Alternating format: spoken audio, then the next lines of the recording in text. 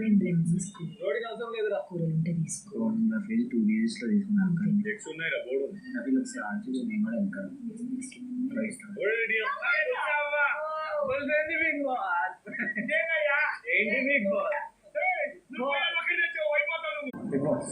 ఇరు ప్లాన్ల కోసం మీరే షాపింగ్ చేయాల్సి ఉంటుంది.